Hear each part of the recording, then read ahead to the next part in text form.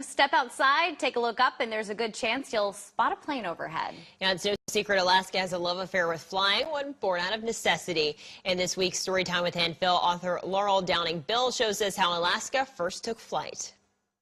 What better place to prove our point than Lake Hood, the busiest seaplane base in the world? But that's only part of the equation. You see, overall, Alaska has 6 times as many pilots and 16 times as many planes per capita than any other state in the nation. And Laurel, it all began 100 years ago.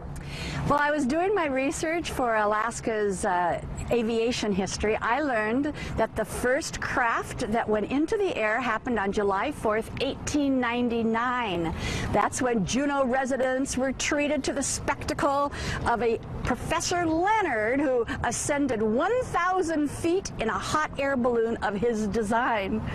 But after Orville and Wilbur Wright had their successful, controlled, sustained, and powered flight in 1903, Alaskans' imaginations took flight too.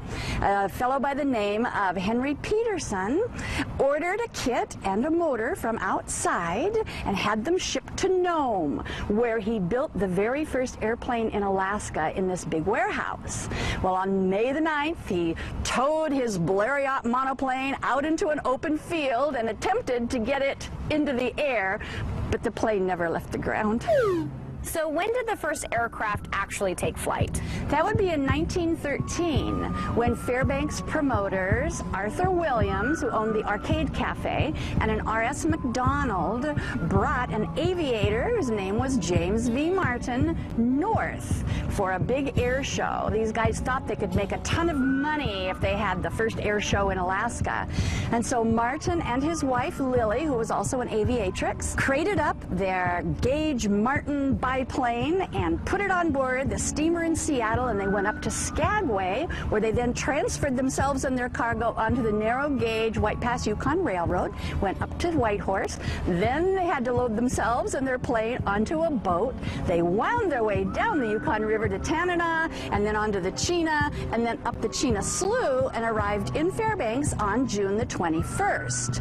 And well, they were putting their airplane back together and sharing information about airplanes as well with anybody who was interested. Then the promoters were selling tickets for this grand air show. They were going for $2.50 for adults, $1 for children under 6, which in today's money would have been about $62.50 and $25. What happened to the airplane that took that first flight?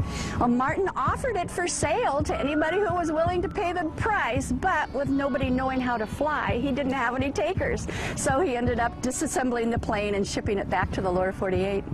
And then the next big event that involved airplanes didn't happen until 1920 with the Black Wolf Squadron. But that's another story for another Aunt Phil segment.